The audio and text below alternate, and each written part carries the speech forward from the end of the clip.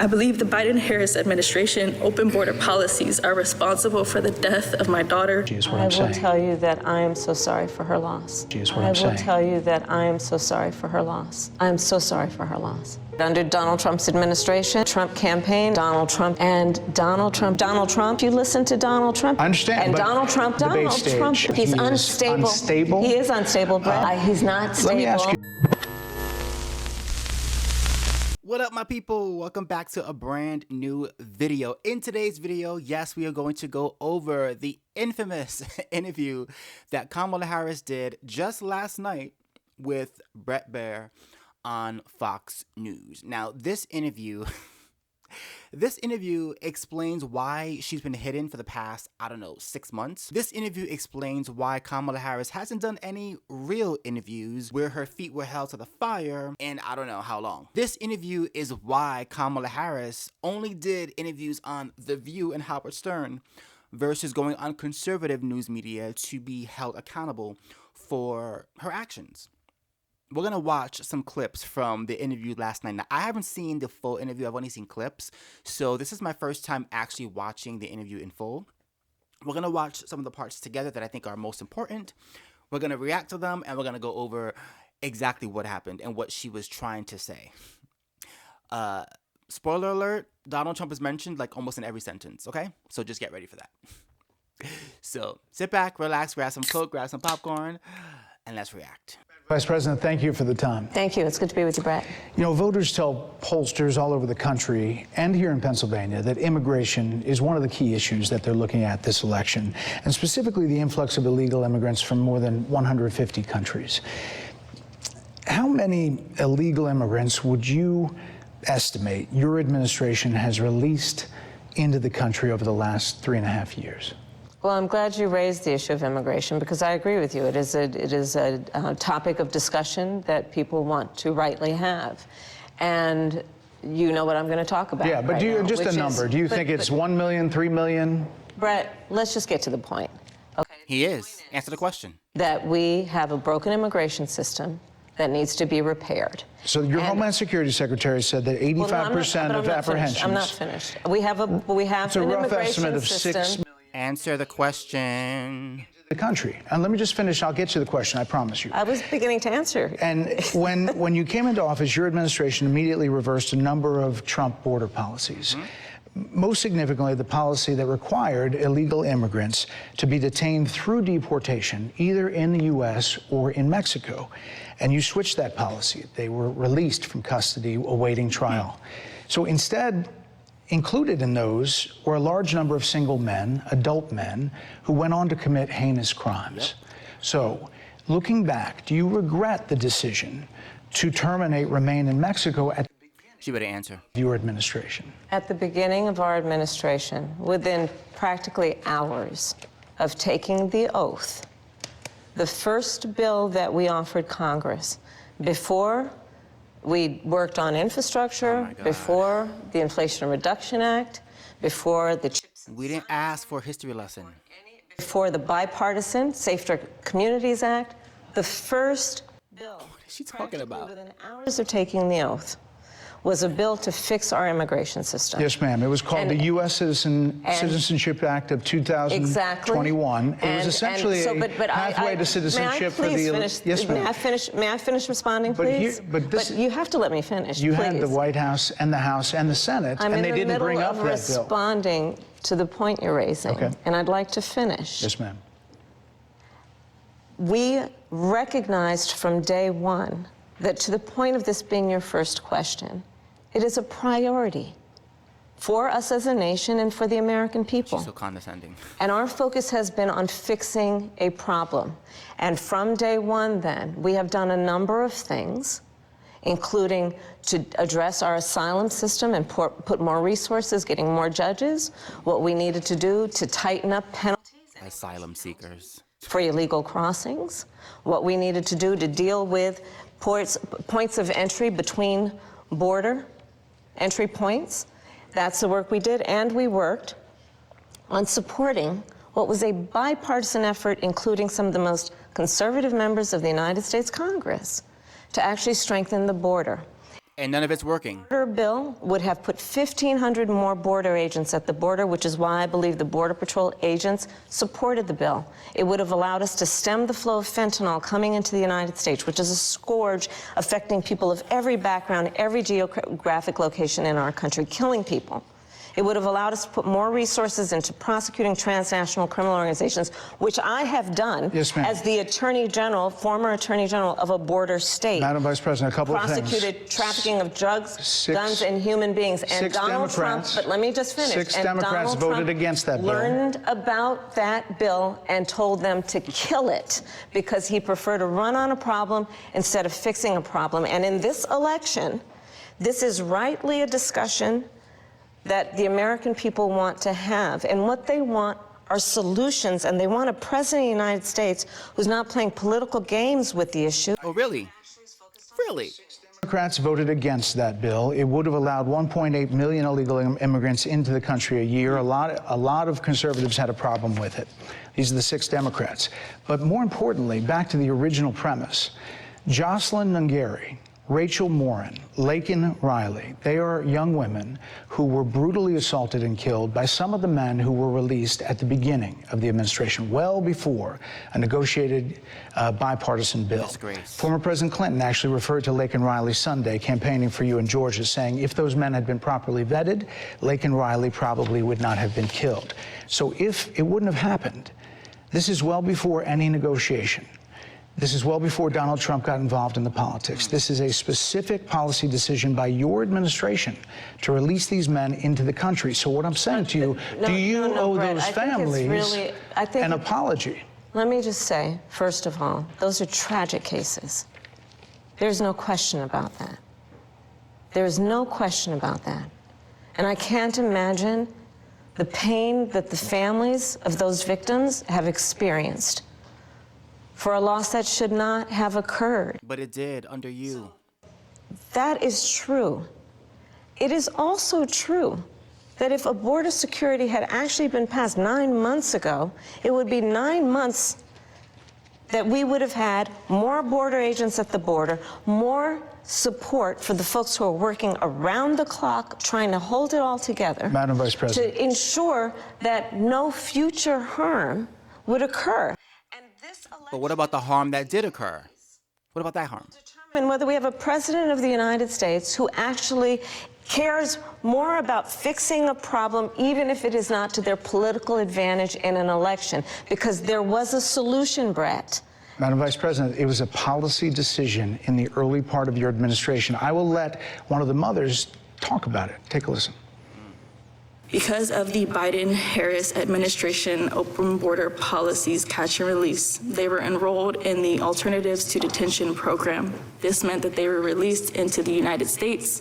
It was not even a full 3 weeks later that they would take my daughter, Jocelyn Nungari's life. I believe the Biden-Harris administration open border policies are responsible for the death of my daughter.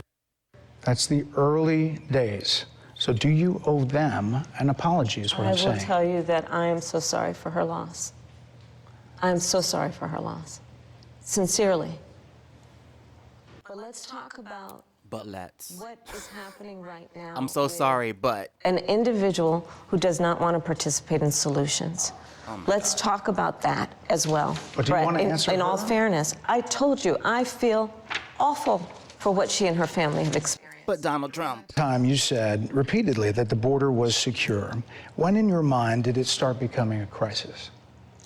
I think we've had a broken immigration system transcending, by the way, Donald Trump's administration, even before. Let's all be honest about that. I have no pride in saying that this is a perfect immigration system. I've been clear, I think we all are, that it needs to be fixed. We need more. I was just down at the border. Oh, yeah. Now, finally? Tell you, and I'm sure you After 4 years? investigate, and you are a serious journalist, they will tell you we need more judges. We need to process those cases faster. We need the support for those cases that should be prosecuted. They need more resources, and Congress ultimately is the only place that that's going to get fixed, Brett. Well, that's how this system works. That's the premise of this question. But There were that's how the 90 system plus works. executive orders that were rescinded in the first days. Many of those were Trump border policies. I'm not going to stay here because there's other things to talk about, but you frequently talked to the Border Patrol Union for support of that bipartisan bill, and they did. They supported it. But they also just endorsed Donald Trump and said, you've been, quote, a failure with border security. Oops. Why do you think they said that? Uh-oh. I think they're frustrated. Yes, with you. They want support. With They you. want support, and that's what that border security bill would have done. These guys down at the border, these men and women, they're working hard. They're working around the clock. I get it. There's a lot of people that look back at what you said in 2019 when you first ran for president. And there have been changes, and you've talked about some of them. When it comes to immigration, you supported allowing immigrants in the country illegally to apply for driver's license, to qualify for free tuition at universities. Unbelievable. And free health care. Do you still support those things? Listen, that was 5 years ago, and I'm very clear that I will follow the law. I have made that statement over and over again, and as Vice President of the United States, that's exactly what I've done, not to mention before. If that's the case, you chose a running mate, Tim Walz, governor of Minnesota, who signed those very things into state law. So do you support that? We are very clear, and I am very clear, as is Tim Walz. No, you're not. That we must support and enforce federal law, and that is exactly what we will do. So she won't answer the question. Decriminalizing border crossings, like you said in 2019. I do not believe in decriminalizing border crossings, and I've not done that as vice president. I will not do that. But let's give them licenses and let's give them incentives to come here. Let's be very clear.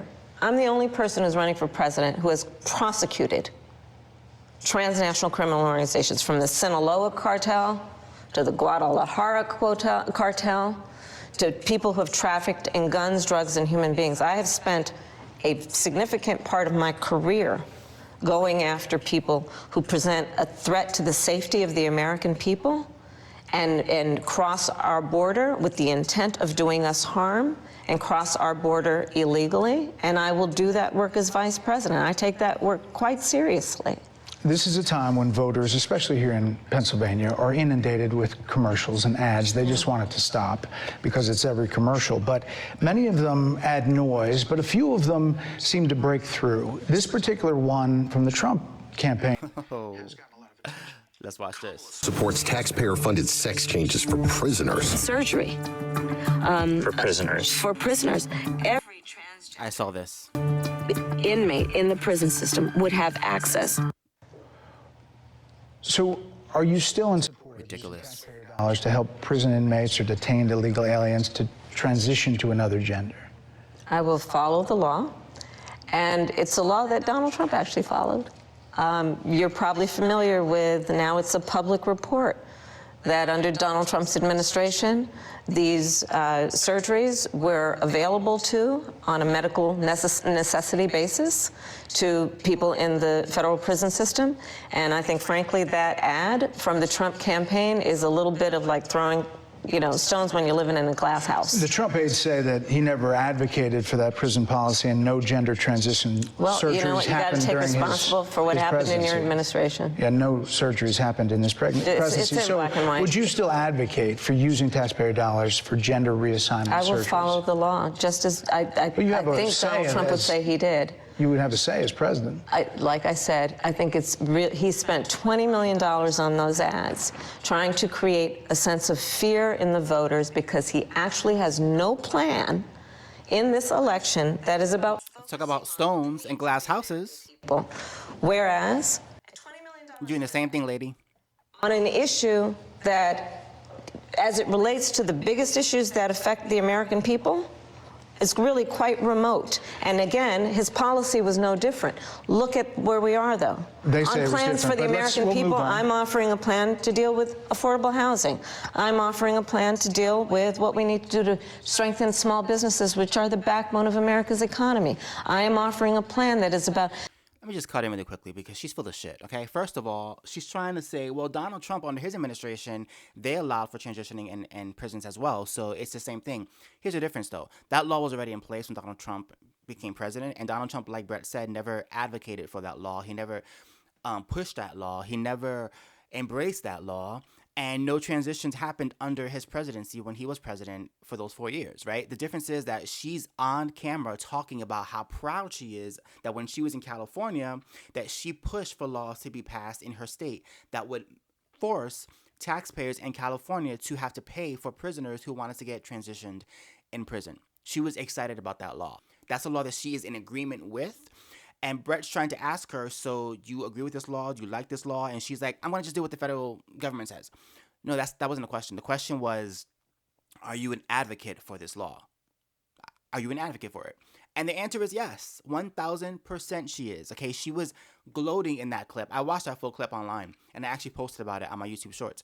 But she was gloating about the idea that when she was in charge of California, she was the one that actually made that law get passed in California to where prisoners could get transitioned from male to female, and tax dollars, Californians had to pay for that. She was excited about that. She wants that federal. She wants that everywhere, okay? So her trying to once again pivot to Donald Trump with every question that she has to answer is just nonsense. It's nonsense. Because you wanted this law to be passed, you agree with this law to be passed, you want it to be passed everywhere, and she's trying to not say that in this interview. She's trying to like cover it up with, well, it's just what the federal government is doing. I have no say. But you had to say in California, when you push this law to be passed, this is about your character. So the fact that she won't answer that question just lets you know all that you need to know about this woman and what she really thinks. And she knows how crappy it is for her to even advocate for that type of nonsense, for tax dollars to pay for somebody transitioning, a criminal to transition and in prison. People in prison have more rights than people here on the streets. It's crazy. Not to mention all of the crazy incentives that she created for illegal immigrants. Driver's license, full benefits, tuition to go to college. Like if I was an illegal immigrant, I would be coming here too. Why not? Why not? You get gifts. Disgrace. Let's keep watching. Taking care of young parents and giving them the support they need. My plans for the economy will strengthen the economy, as have been reviewed by 16 Nobel laureates, Goldman Sachs, Moody's, and recently the Wall Street Journal, which have all studied our plans and have indicated my plans for our economy would strengthen our economy, his would make them weaker, Why do you would think more ignite people inflation and invite a recession by the middle of next year. Those are the facts. Why do you think more people say they trust him on the economy than they trust you? I think that when you look at an analysis of our plans for what we would do as President of the United States, it has been clear to those who study and understand how economic policy works that moving forward, because I do believe the American people are ready to turn the page. But what about right now? And the type of rhetoric that has come out of Donald Trump, people are ready to chart a new way forward, and they want a president who has a plan for the future and a plan that is sound.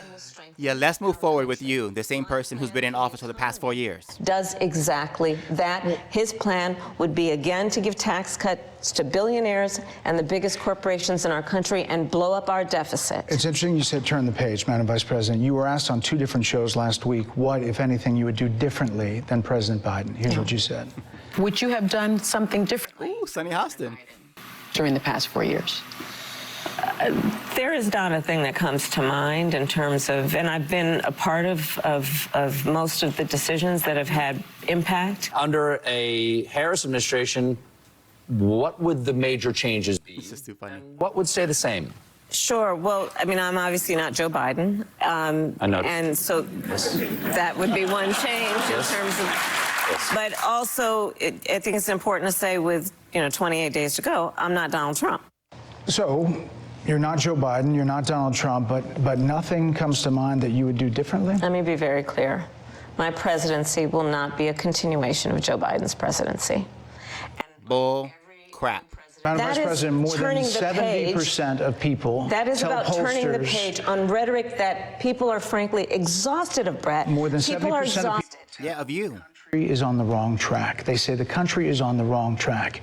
If it's on the wrong track, 79%. that track follows 3.5 years of you being Vice President and President Biden being president. Tell her. That Tell her, Brett. 79% of them. Why are they saying that? If you're turning the page, you've been in office for 3.5 years. And Donald Trump has been running. Oh my God, Donald Trump. In the office. Come on. Madam You Vice and I President. both know what I'm talking about. You and I both know what I'm talking about. I actually don't. What are you talking about? What I'm talking about is that over the last decade, But people you're the have lever of become. power. But listen, over the last decade, it is clear to me, and certainly the Republicans. Donald Trump must have some kind of power. The former chief of staff to the president, Donald Trump, former defense secretaries, national security advisor, and his vice president. One, that he is unfit to serve, that he is unstable, that he is dangerous, and that people are exhausted with someone who professes to be a leader. No, we're exhausted from you.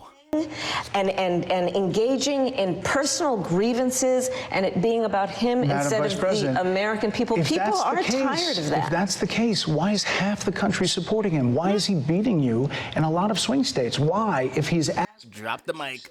Drop the mic. this country is now supporting this person who could be the 47th president? Tell us.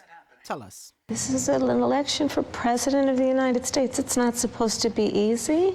I know, but if It's not supposed to be. It is not supposed to be a So cakewalk are they misguided, for the anyone. 50%? Listen, Are they stupid? What oh is God, it? I would never say that about the American people. And in fact, if you listen to Donald Trump, if you watch any of his rallies, Here we go. Donald Trump. demean and belittle and diminish the American people. He's the one who talks about an enemy within, an enemy within, talking about the American people, suggesting he would turn the American military on the American people. We asked that question to the former president today. Horace Faulkner had a town hall, and this is how he responded. I heard about that. They were saying I was like threatening. I'm not threatening anybody. They're the ones doing the threatening. They do phony investigations. I've been investigated more than Alphonse Capone. He was the greatest gangster. No, it's true. No, but think of it. It's called weaponization of government. It's a terrible thing. So, Brett, I'm sorry, and with all due respect, that clip was not what he has been saying about the enemy within that he has repeated. She's mad. The American people. That's not what you just showed. He has talked about locking people up because they disagree with him. This is a democracy. And in a democracy, No, it's not. It's a republic. the United States of America should be willing to be able to handle criticism without saying he'd lock people up for doing it. call Donald Trump.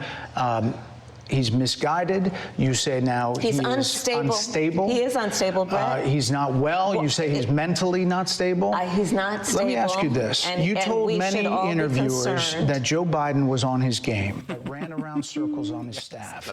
When did you first notice that President Biden's mental faculties appeared diminished? Joe Biden, I have watched from the Oval Office to the Situation Room. Oh, but he's well. And he has the judgment and the experience to do exactly what he has done in making very important decisions on behalf of the American people. There were no concerns raised? Brett, Joe Biden is not on the ballot. I understand. And but, Donald Trump But is. you talked about it. And Donald Trump After George Clooney said and within a if few you minutes of watch talking to President Donald Biden at a Trump- fundraiser that he thought this was not the same Brett, Joe Biden that we saw on the debate Donald stage. Trump is on the ballot. I understand. You met with him at least once a week for 3.5 years. You didn't have any concerns? I think the American people have a concern about Donald. Oh my God, Donald Trump. That's all she's saying. Donald Trump, Donald Trump, Donald Trump, Donald Trump. Community have all spoken out, even people who worked for him. Disaster interview. Disaster interview, folks. Situation Room, and have said he is unfit and dangerous and should never be president of the United States again, including his former vice president, which is why the job was open for him to choose another running mate. So that is a fact. 95% of that interview with her questions and her answers were Donald Trump. Donald Trump. Trump. Trump, Trump, Trump, Trump, Trump. I mean, He pretty much dominated the entire interview. And here's the thing. She stated that, well, this interview is about differentiating between myself and my opponent. Yes, and the way you do that is by talking about what you're going to do and taking responsibility for your actions and your behaviors. But instead, every single question you pivoted to Donald Trump. Didn't matter what it was. Border, economy, Israel, whatever it is. Crime, Trump. So all you did was highlight him as a way to get away from talking about yourself and your own policies and your own failed policies and your own failed decisions, taking zero responsibility for anything and simply just saying Donald Trump. Here's the thing, lady, that's not going to work. There's a reason why over 50% of the population supports Donald Trump. There's a reason why you are now trailing in the polls, because people are over the excitement of you being a woman and being black. And now they're talking about policy. And you can't really talk about policies because every answer goes to Donald Trump. That interview was a disaster. And this is why, folks, this is why she has refrained from doing any real interviews because of this right here, what just happened. I guarantee you their heads are spinning right now. Their heads are freaking spinning. What did we do? Why did we go there? Oh my God, she wasn't being coddled. Unreal. But I'm glad she did it. Thank you for displaying exactly why you were unqualified. Thank you for explaining why you got 0 votes in the primaries. 0. Thank you for explaining why DEI hiring is trash.